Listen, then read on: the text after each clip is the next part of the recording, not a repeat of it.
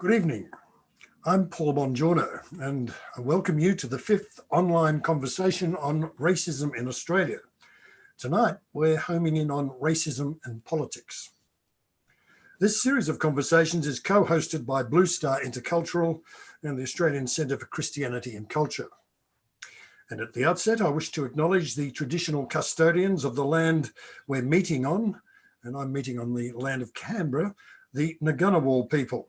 I wish to acknowledge and respect their continuing culture and the contribution they make to the life of this city and this region.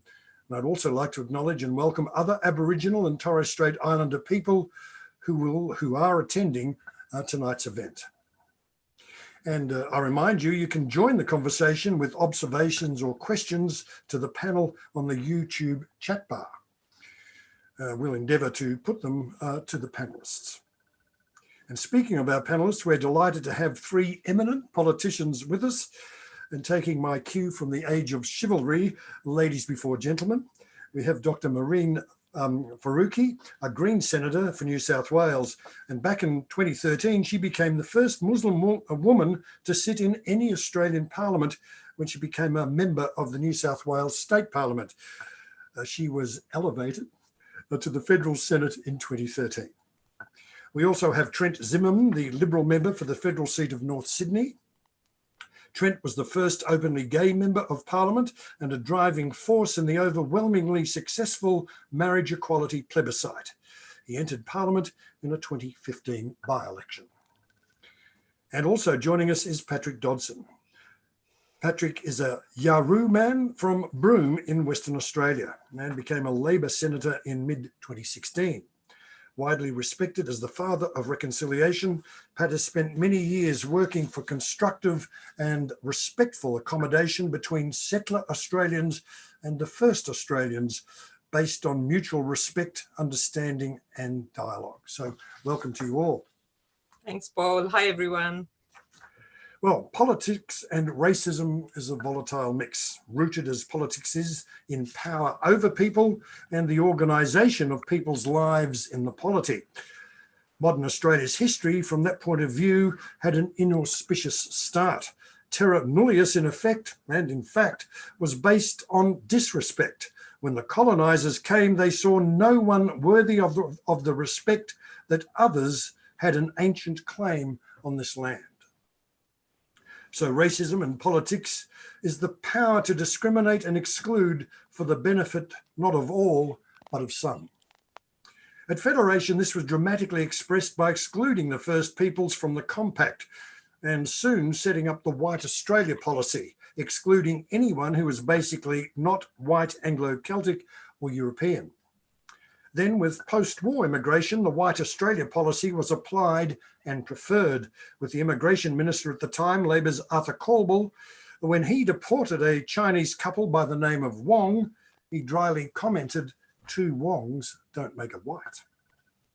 But laudable beginnings were emerging to address these racist injustices, with the 1967 referendum recognising the reality of Aboriginal people, including them in the census and empowering the Commonwealth to make laws in their regard. And at about the same time, White Australia began to erode, with the definitive end coming in 1973 with the Whitlam government and the establishment of a policy of multiculturalism. But there are three more watershed moments charting the journey of racism and politics in Australia. The 1996 election of Pauline Hanson in Parliament and the Australia is being swamped by Asians debate, which gave latent racism a new licence. Here was the politics of fear and discrimination on steroids. And then in 2001, the Tampa crisis, where the Howard government stopped the Norwegian Mercy ship unloading its 433 rescued refugees. This unleashed the ugly boat people saga, which is still unresolved. These people were different. They weren't European and they were largely Muslim. The debate was further inflamed with the Islamist terrorist attack, an extremist attack on the Twin Towers in New York. So much and all, as Australians, we like to think of ourselves as fair-minded. The history of our polity is not unblemished. So if I could get the ball rolling by asking each panelist just briefly in this context, what do you think racism is? Maureen, you can lead off for us. Okay. Thank you, Paul. So I guess putting it in a very straightforward way, racism is prejudice and discrimination against people who look different to mainstream white Australia. So people of color, people who might have a different cultural background, different ethnicity, or a different religion. And just the way it manifests, though, in the community can be quite different. So obviously there's interpersonal racism that many experience every day in their workplaces, in public places. And then there's racism against whole communities, like you mentioned some, Asian communities or, Muslim communities. But obviously racism is a system. So it is a system of power imbalance. It is a system of privilege, and it is a system of white supremacy, which in Australia started more than 200 years ago and continues on to this day. Pat, what's your take on it? Well, I rather like Steve Biko's concept of racism, which is really about the ability to subjugate another because you have the power to do so. And that's underpinned, of course, by the capacity to wield power over people, to control people, to deny people their rightful dignity. And it moves, I think, the debate a bit away from colour, but colour is certainly a feature. And so is the other deemed other what's seen as deviations from the norm, and the norm being defined by either the colonialist set of values or by some other society based on westernised thinking. So to me, it's very much the capacity to subjugate others to matters that you believe are supreme to any other point of view, just because you've got the ability to do it. Thanks very much, Pat. And Trent? Thanks, Paul. Look, I think that I would describe racism in its simplest terms as prejudice or discrimination against another person based on their ethnicity or their national status or their culture. And I think the important thing is that racism can be either overt or frankly subconscious, and that plays out in a range of ways. But it is really that prejudice against another person based on some pretty inherent qualities. I wonder if overall, are we still racist as a country, or does it go with the definition? Because even a multicultural country is by definition full of different people. Pat, do you think things are getting better even from the point of view of first Australians? I mean, it's still a struggle, but are we getting there? Well, you started with the Constitution, and we know Section 51(26), which is called the race power, is inherently racist, and it will remain so until it's changed, because it was crafted with the fear of people from the subcontinent and people of colour, and it certainly was based on a belief that Aboriginal peoples were going to die out. And we also still have Section 25 in the Constitution, which discriminates against people on the basis of race in the way we reckon the numbers for the Parliament.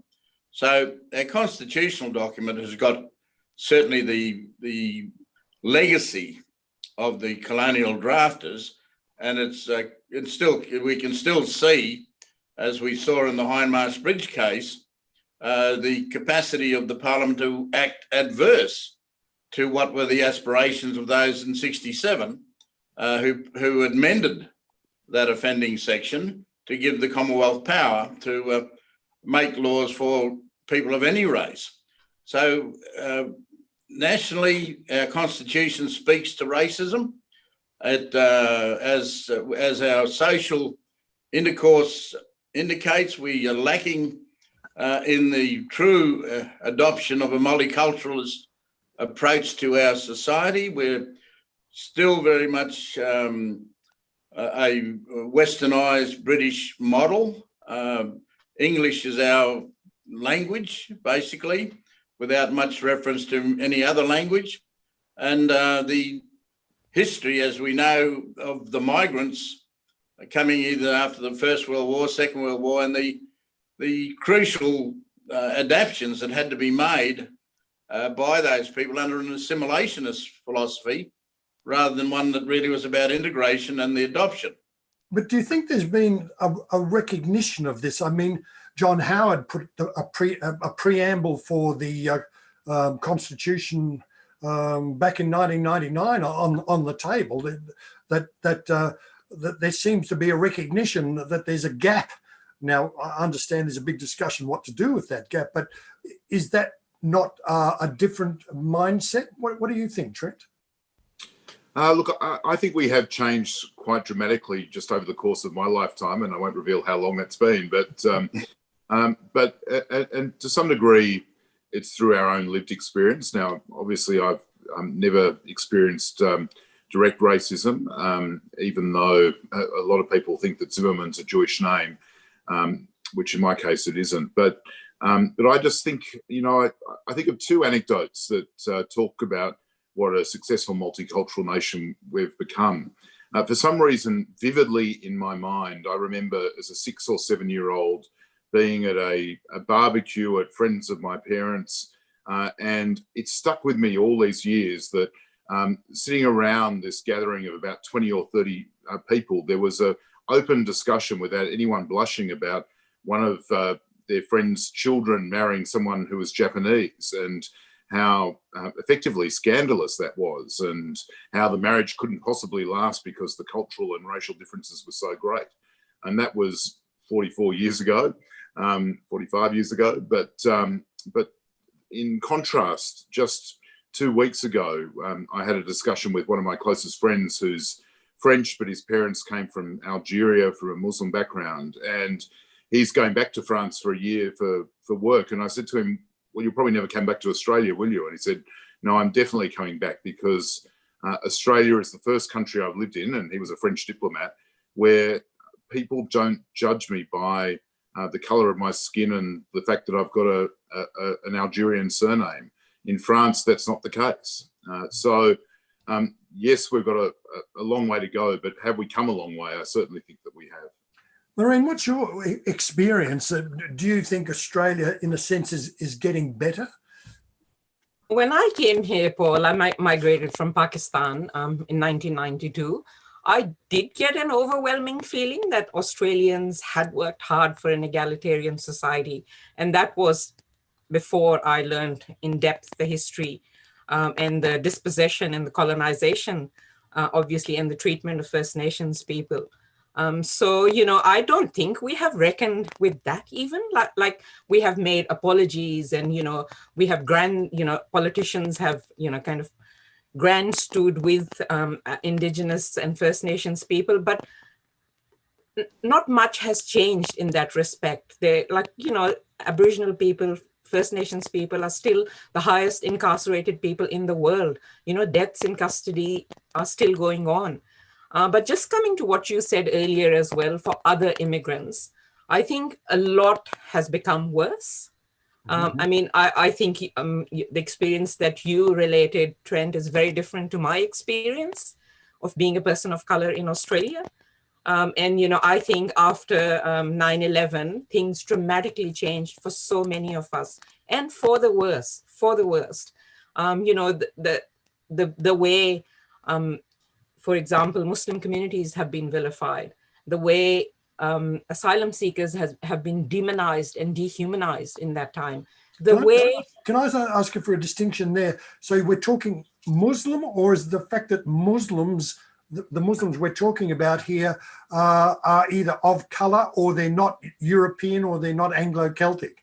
I see what I'm getting at there. Is it racism or bigotry, or can't you make a distinction? Or is there any distinction? We can't make a distinction because there is a real mainstream stereotypical image of Muslims, which has been, kind of legit, which is what we see Muslims as. And that is part of that racism.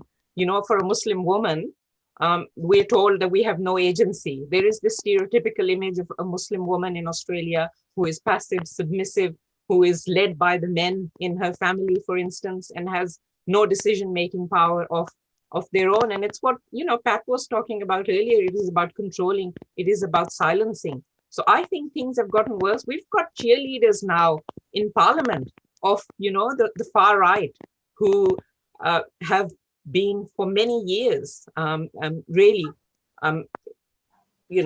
mainstreaming white supremacy. And in the highest offices in our country, if that is going on, that I think that is really damaging for people living here. I just wonder, Pat, does this go back and maybe going all the way back to Pauline Hanson, 96? Remember the debate? In a sense, it was a debate between John Howard and Peter Costello, but it was broader. Howard thought that the feelings that people like Hanson had towards, indeed, Aboriginal, I must say, but also Asians, was sort of, well, it's all right to have these feelings. You don't have to feel guilty about having these feelings, but of course it's how we live together that counts, that sort of stuff. Whereas Costello's view was, no, you can't cut any slack at all. Sure, you might understand the feelings, but you're not here as a therapist, you're here as a leader. And the idea is to take the argument for, equality and dignity and respect. So what I'm getting at there, Pat, is how critical is the contribution of our political leaders, obviously our prime ministers, to this, and are we still failing in this regard, or have we resolved that debate, if you like, between Howard and Costello?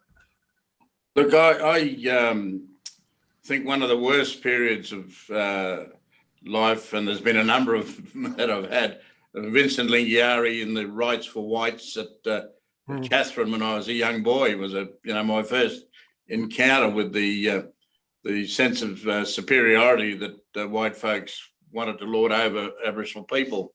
And then when the Mabo judgment, of course, came out, and the notion of a form of title that didn't come from Britain, and the backlash that was perpetrated throughout the whole of the nation based on false propositions that private property was going to be taken back by Aboriginal people, etc.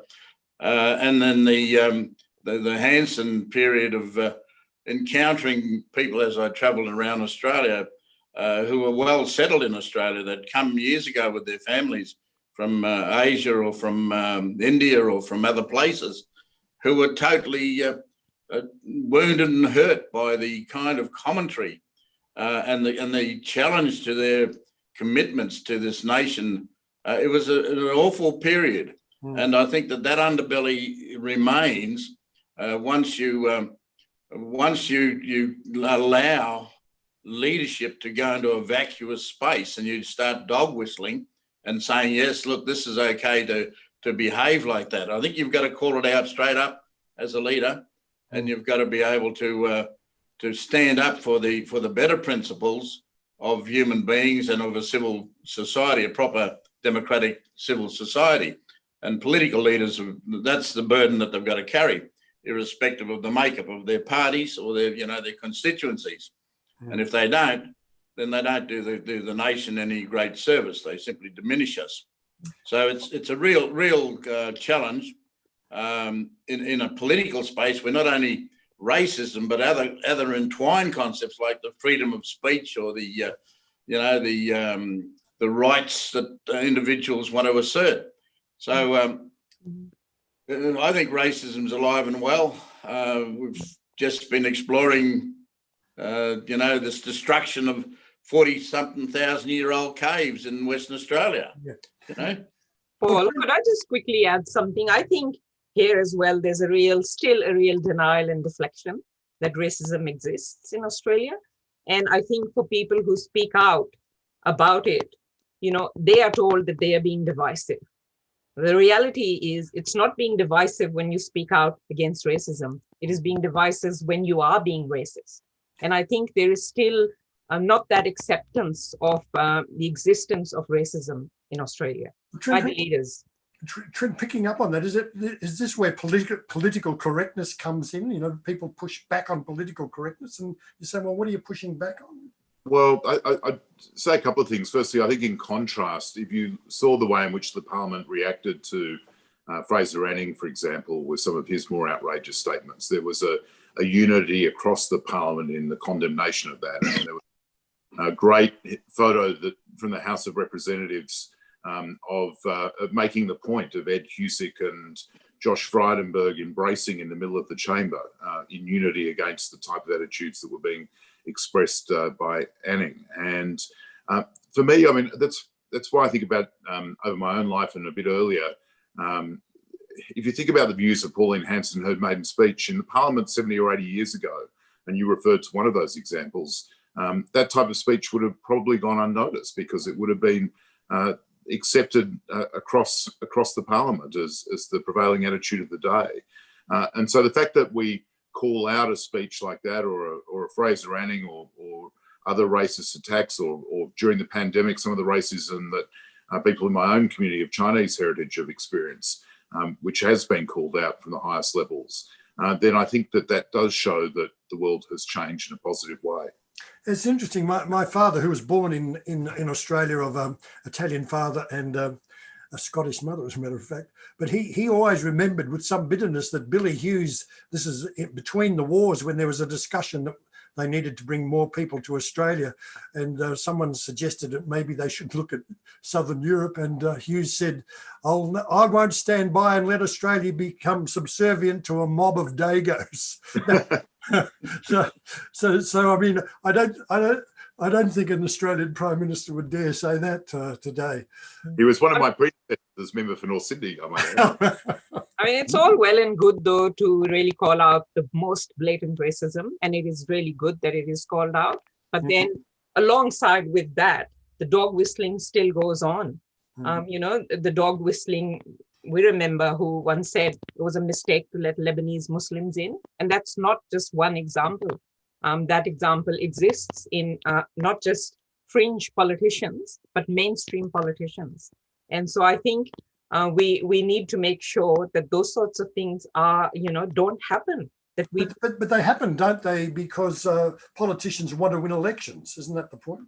Well, absolutely. It is done for political advantage. Absolutely right. It is. When we know that there are communities who are suffering because they may not have jobs, or they may not have resources to put a roof over their head. We know what a big issue housing is, for instance.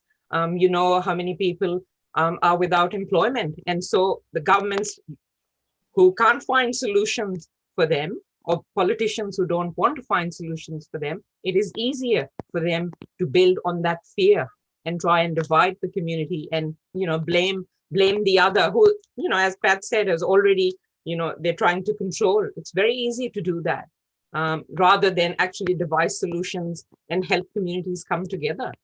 And I think that's the other thing that needs to be called out all the time. Like that's not good enough. And then on one hand saying we are the kind of best multicultural country in the world, where you can't have both. I'm sorry. Yeah, I think it's also the systemic nature of it.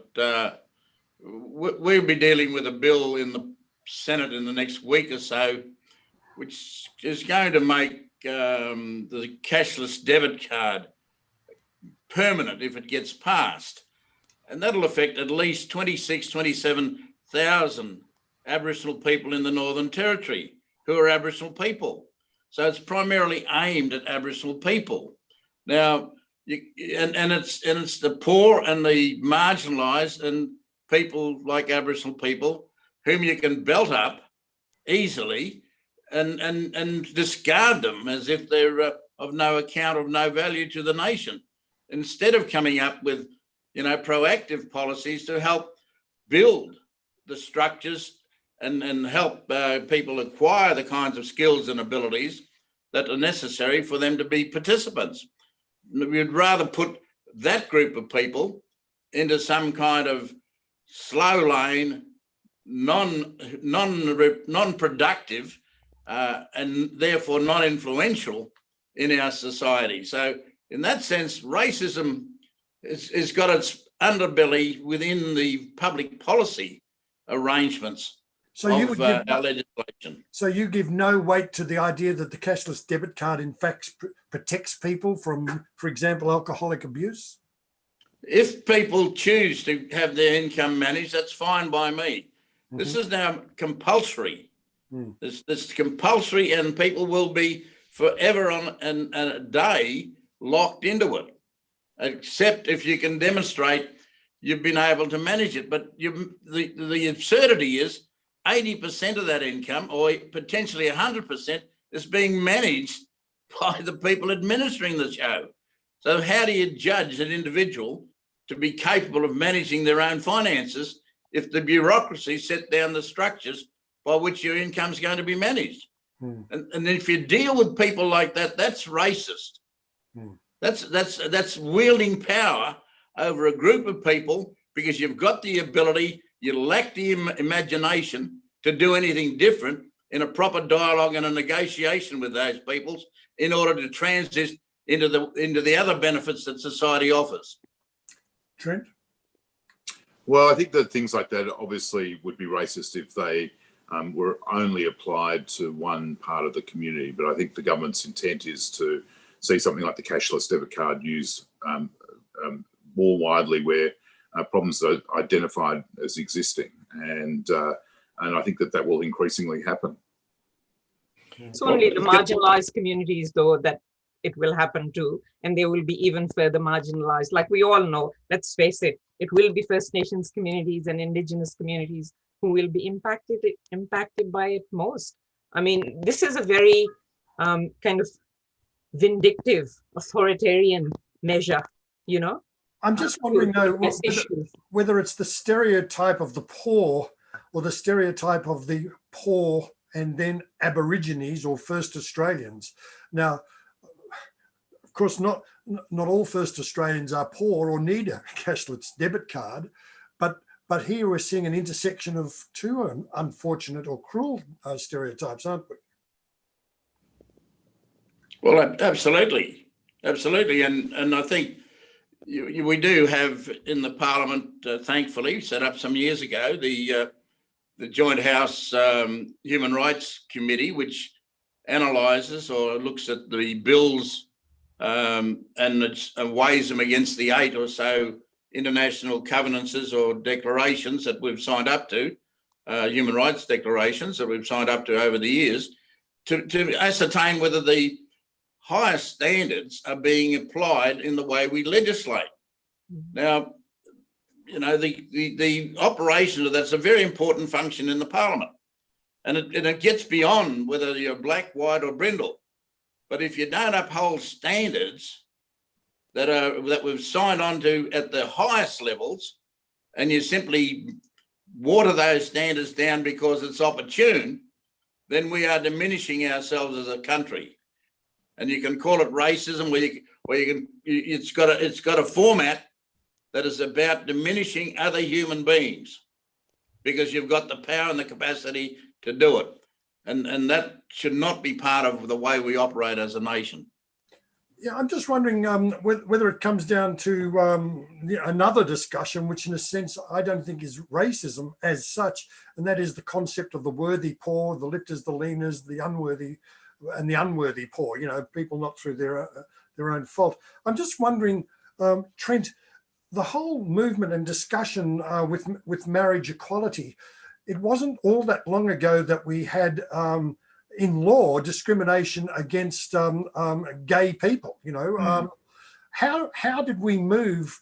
How did we move as a nation? First of all, the states decriminalising homosexuality, and to get to the concept or the acceptance that gay people have dignity as people and rights as people. How did we get there? Did we get there through the sort of leadership we need to address racism? What's your reflection on that? There's not a single answer, and I should correct one thing you said. I wasn't the first openly gay member of the Parliament. I was the first openly gay member of the House of Representatives, and I wouldn't want to do some of my Senate predecessors any service. I apologise to your Senate colleague. Dean Smith. But courage whatever way. Go on. But look, there's not an easy answer, because I think that if you look at marriage equality, it was a struggle, and it was the culmination of a struggle that didn't start with marriage equality. It started with acceptance of sexuality, and it was a struggle that really, I think, ultimately sought to motivate the better angels of Australians, and they responded to that.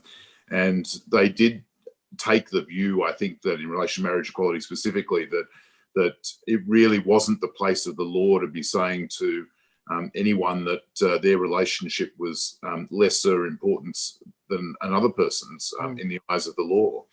And we use that catch cry, but it really was about whether you try and define one type of love as being better or worse than another. And Australians voted overwhelmingly to say love is love, as we so frequently said. So if race isn't hard a nut to crack, then, is it? No, I think that homophobia is actually equally problematic, because it's based on, in some ways, the same sentiment, that there is something inherently different about people based on something which is part of their DNA, to use that term loosely. And I'm gay because I was born gay. That's a simple statement of fact.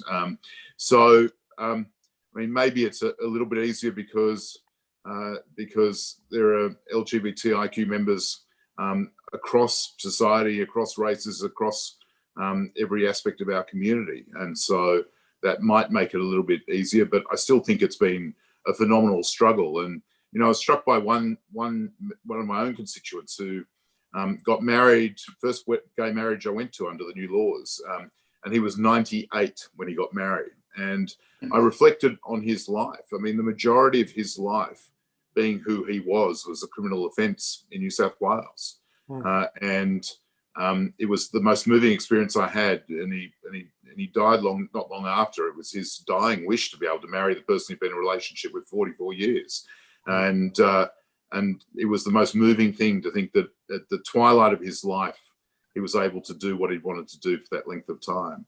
But that's how long the struggle has been. And yes, it's been education. Yes, it's been example. Yes, it's been the struggle to make sure that the laws set the example in themselves. And it's been a living example, I think, of having people who from the LGBTIQ in parliaments around Australia and around the world as well. Do you think, Maureen, the fact that you're in the parliament and we've got Anne Ali, that people, and Ed Husick, for example, now, in a sense, we're not talking racially here. We're talking that the three of them are Muslim. That people say, oh, hang on, they've got 2 ears, a nose, and a mouth. They must be just like us. Is that a way of leadership? And now, for example, we've got Pat Dodson in the parliament. We've got a federal cabinet minister who is an Aboriginal Australia. Is this and clearly identifies as one, and there are others, of course. So will this break down the stereotypes and perhaps influence the politics, in your view? Of course it will. I just want to very quickly go back to the, how marriage equality came to be, and just want to acknowledge all the activists who have for decades worked really hard to bring down the discrimination and dismantle kind of, homophobia. And their work is instrumental in what we've achieved now. Of course, like our parliaments, are not at all representative of the wonderful diversity and richness that lives in our streets and suburbs. And so those voices are not present in the decision making. I mean, what I can tell you is that 2 days before I started in the Senate, Fraser Anning did his infamous speech. So I think it's very easy for people, in which basically he wanted white Australia policy to be reinstated and wanted a Muslim ban on kind of immigration. And I think sometimes it's very easy for people to do those things when they can't see people who they're talking about in front of them.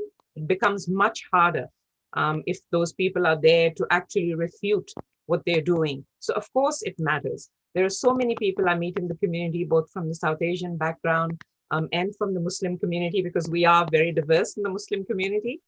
just saying, or immigrants even, just saying that they can see their stories in mine. Or, it's often said, you can't be what you can't see.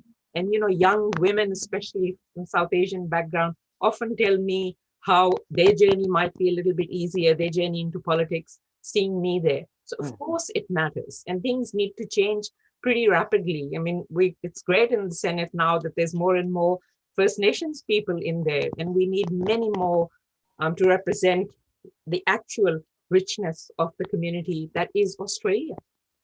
I agree with that, Paul. I think when it comes to the multicultural nation that we aspire to be and are, the Parliament is lagging well behind. And the fact is that after the last election in the House of Reps, the Senate's always done a bit better. But in the House of Reps, we welcomed our first Asian-born MP. We welcomed our first MP with Indian heritage in Dave Sharma. But it's embarrassing that it's 2019 that we're welcoming the first. But the interesting thing is that that living example, I think, can change things very quickly because it does provide people with more confidence. If I think about the Liberal Party room, Dean Smith was the first openly gay man in the Liberal Party room. I was the second. And I remember when I arrived and we were having an internal debate on I can't even remember the issue, but Dean said, "You have no idea the difference it makes having two of us rather than one." And now there are five of us, so we've done well over the last 5 years. But I think that's why we need to focus on making sure that the Parliament is representing the community and in fact all aspects of society. And to call out your own profession, Paul, it's on our TVs, except with SBS and ABC. I mean, we long for the day when someone of Asian heritage might be appearing as a presenter on the Today Show or Sunrise or something like that. Some of those high rating programs, because that is the living example we need. Yeah, indeed. In fact, I'm glad to see the ABC is now moving towards it. The SBS has. I was at it about 10 years ago. Now at 10, we had this very discussion about the fact that we needed people of different, of diverse backgrounds and ethnicities. And I think we had one Australian-born Chinese reporter up in Brisbane. She didn't laugh. Well, I mean, I think she got married and quit. But they're few and far between, as you say. Pat, do you think the fact that you're there and you wear your hat, and the fact that Minister Wyatt, when he came into the Parliament, had the skin, what do they call it? Is it the possum skin? The ceremonial. Yeah, and the fact that we have smoking ceremonies and welcome to country now in the Parliament, is this mere symbolism, or is this helping to address the inherent racism of the past and of the present? Oh, look, I think, as Trent said earlier, I think there has been, some good progress as we've moved along, but it's like extracting teeth.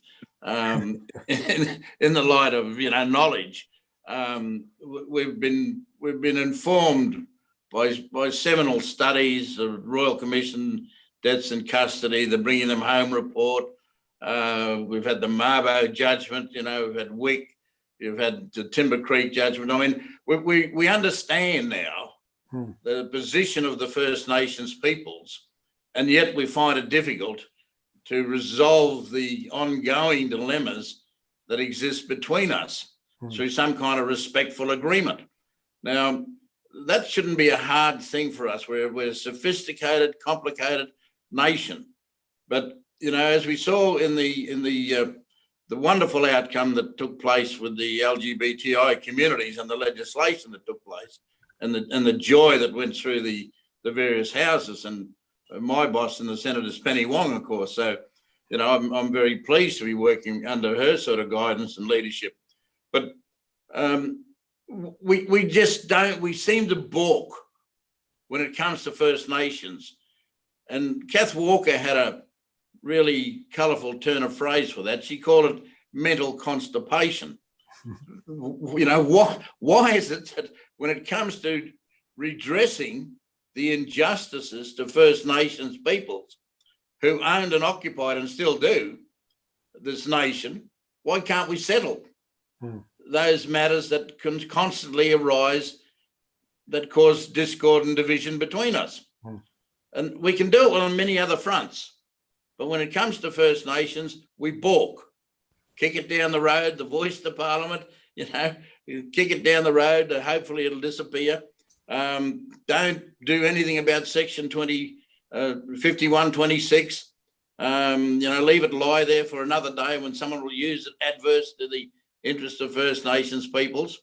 And we can easily fix those things. And to the extent that we don't, we leave ourselves vulnerable internationally for our trading partners to criticise us, as we saw with Mahathir when Keating was the Prime Minister and the deaths in custody debate was raging, and how that was exploited. So we've got the legacy, as you mentioned at the start, of Cornwall and the White Australia policy, you know. So Australia's got to resolve this question of its relationship with the First Nations, and then it's got to do what I would hope for, and I think Senator Faruqi would also hope, is to evolve out of the British mould into the wonderful multiculturalism that our world is really made up of, and find a new form of expression through a Republican arrangement, not doing over the Queen, but, you know, I think she'd want us to start to grow up and run and manage our own affairs a bit, rather than blaming her for all our problems. So, you know, these legacy issues shouldn't be allowed to drift and drift and drift. For the future generations of Australians and our diversity and our richness, we have some obligation to fix it up. And that's what I would hope the leadership of the Parliament is able to do, because it's within our power to do it. Yeah. Well, it's almost a challenge to us. One of the questions is, well, you know, will we ever be able to work together and listen to change these systems? Yeah. I don't know, the voice to the Parliament, what are we scratching there? I mean, everyone seems to think it's a good idea to recognise that it wasn't, well, we have in law now anyway, but, you know, to recognise even in the Constitution the place of Aborigines is special, and yet other people attack it for saying, well, hang on, we're all equal, so we don't want to have a special place for some of us. That's racist, as one of the arguments going against, you know, voice to the Parliament in terms of being constitutionally entrenched. I mean, Maureen, do you see any hope of taking that argument on or winning that argument in the broader country population? You have to have hope. We wouldn't be doing what we do every single day if we didn't have hope. But I think more voices need to get louder to be able to do that. You know, I just was thinking about the BLM rallies, the Black Lives Matter rallies at the start of the year after the brutal murder of George Floyd, and, you know, kind of the resurgence of the Black Lives Matters movement. And that has created immense change around the world. You know, there you know, different models of policing and funding police. You know, they were taking down statues around the world of, you know, colonialists. But here in Australia, which was kind of sad to see, was that the focus immediately turned to those people who were participating in those rallies, you know, during COVID, and they were creating a health problem. So we completely deflected the issue to something else. But I think things are changing. People, you know, when governments or when leaders do this, I think there is more appetite in the community to fight against this. And social change always comes from the community. And I think that's where the movement is building. And absolutely, there is hope for change. I think Trent said we have come far in many ways. I think we've also gone backwards in many ways. But, you know, kind of that's white supremacy. That's the systems of controls we live in.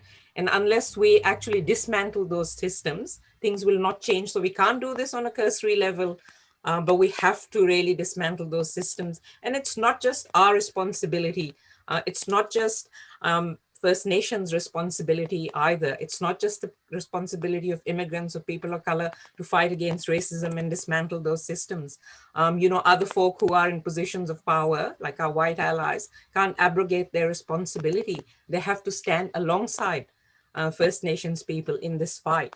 But let First Nations people be the voice of it, but support and help them in any way, shape or form that we can. What's your reading of the governing Liberal Party federally in this regard. I mean, as I've said before, well, we've had 3 prime ministers now who say have put on the agenda they want to do something constitutionally to recognise Aborigines, but we get a roadblock or it's kicked down the road, as Pat says. What's your assessment of where it's coming and where it might go to? I think there's a desire and a commitment to do something, but I think that there's also a overriding fear, might be the wrong word, but a fear of the history of constitutional change in this country and how difficult it is. And I would never attempt to put myself in the shoes of an Indigenous person, but I do know, for example, that my greatest fear about, to use the only parallel I can think of, my greatest fear about the marriage equality postal survey was it failing, and knowing what a devastating impact that would have on the LGBTI community to have that type of rejection from your own community. So, and in the end, the flip side of the coin was also true. To have the endorsement of the overwhelming majority of your community was a very positive experience in the end after a pretty brutal campaign. So, so I think that is that introduces a degree in caution in what any government will attempt to do, and I suspect that the Labor Party knows that as well. I think it's up to us, though, wouldn't you agree, Trent, to make sure that that work is done in the community, that we have to work hard and swiftly and urgently and make it a priority for, truth, treaty and voice to become a reality. But I think that's why sometimes you do have to move slower than you'd otherwise like to, and that's why I think that the process that's underway, as long and tortuous it is, which is, I think, I don't know, Pat, you can tell us, but I think Ken is genuinely trying to be collaborative across the parliament, particularly with those Indigenous members of parliament, to try and settle on something that we think can be moved forward. But I'm not as intimately as involved as you are, Pat, so you might have a different perspective. No, look, I think he's got a very challenging role, and I think he's doing the best he can within it. And I think he's guided very much by the report that Julian Lesser and I chaired for the Parliament, and talked about getting models bedded down, and then coming back to the question of constitutional entrenchment. So I think he's being very wise in proceeding as cautiously as he can. It is taking a bit of time, but he certainly needs the support of your side as much as anyone else's to get this in and out, before this Parliament rises. Otherwise, we'll have another Parliament where the question will come back to us, and Lord knows where it goes then. You know how it starts. But I just think it needs to be accelerated, and let's get on with it. And First Nations themselves will accommodate, I suppose, the outcomes. There won't be many that, there'll be some that'll be disappointed because it's not going to the constitutional question. But I'm a bit empathetic to your view that you don't want to fail in a referendum. But as Senator Faruqi said also, we've got to work collaboratively if we're going to get a yes outcome around a clear proposition. So it is, the leadership of all of us is incumbent on getting successful outcomes, because there haven't been too many in our history of changing the constitution. I think there's about 4 or 5 or out of the 44 that's been held. So it's a very tough bar to meet. But on the other hand, we shouldn't be afraid of it, in the same way as the plebiscite that was held on the LGBTI communities produced a marvellous result, and maybe that's where we go. We go back to a plebiscite on this question and leave it to the people to tell us what's to be done. But you'd have to agree on the question, wouldn't you? You'd have to come to something that you really wanted to get to, as it were. Or do you think you should put up a couple of options and see what people think of the options? That'd be, in my mind, that wouldn't advance the cause very much. No, and I think that's been the issue, is that people have forgotten ATSIC. They've forgotten the Aboriginal and Torres Strait Islander Commission that existed once under legislation, and how it had representative entities or representatives to the Parliament at that time. Well, they forgot the old NAC, the National Aboriginal Congress. So it's not as if we haven't had a national Aboriginal entity that's interfaced with the government of the day. What people are talking about now is having a voice to the parliament, which is quite a different relationship set, and having an ability, but that legislation is still subject to the parliament. So it's not as if the Aboriginal people are writing their own law and saying, this is what we want. They're saying, we want a voice to the parliament. You work it out. You're the politicians. You write it out, and we'll abide by that. You know, so they're not asking for a lot really in the process here. Although they've spelled out in the Uluru statement of where they want to go, haven't they? Well, they've spelled out that we need to have a truth-telling exercise, a makarata process of truth-telling about the settlement and about the conquest and about the displacement of Aboriginal people. And that's got to be truth on all sides. The good things that this westernised civilizations brought in education and health and standards of living, etc. So, but it's the truth of the core of our disempowerment that has to be told. And how that disempowerment now has to be rectified is through the agreement-making processes, which ultimately may be a national treaty or a number of treaties. And we're seeing the states doing something about this, at least in part. Yeah. Well, I know it'll be interesting to see what happens in Victoria with that. Yeah, with the treaty, with the push for a treaty down there. I was just wondering, Maureen, what's your perception now as an older Australian myself? It's just remarkable in our big cities to see, for example, when I was a kid, there were cafes and restaurants, and you might have in my hometown of Ballarat, Victoria, there was a Chinese restaurant. People actually liked it. Well, these days, you name it, there's all sorts of restaurants, all sorts of foods. And in one sense, this has, in one sense, broken down a lot of the stereotypical racism. Do you think we're getting there in those terms? I mean, there's a sort of a lived reality. And the other lived reality, of course, is intermarriage. You know, people aren't sticking to their tribes, as it were. Of course, yeah, things are changing in that respect. But I also think that has also made multiculturalism a little bit skin deep in Australia. You know, like we love the food and, you know, the cultures that come here. Politicians love to stand alongside us on cultural kind of celebrations like Diwali or Eid or Ramadan. But they're not as, I guess, excited or as passionate about solving the issues that migrant communities has. For example, the exploitation of migrant workers, like we saw even in COVID, Paul, who was left behind? Yeah. It was migrant workers, it was international students, it was those on temporary visas. So yeah, of course, celebrate with us on our cultural events, you know, enjoy our food, but also deal with the issues that we face in the community. Tackle those as well. That's right.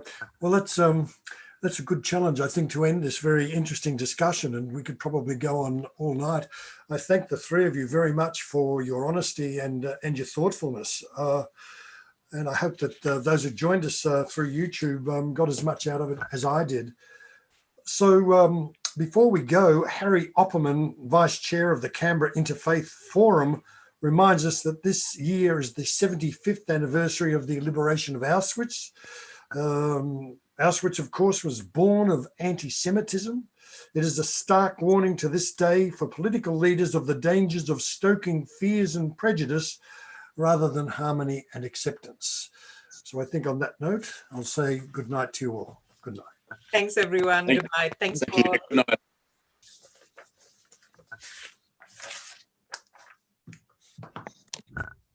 There we go.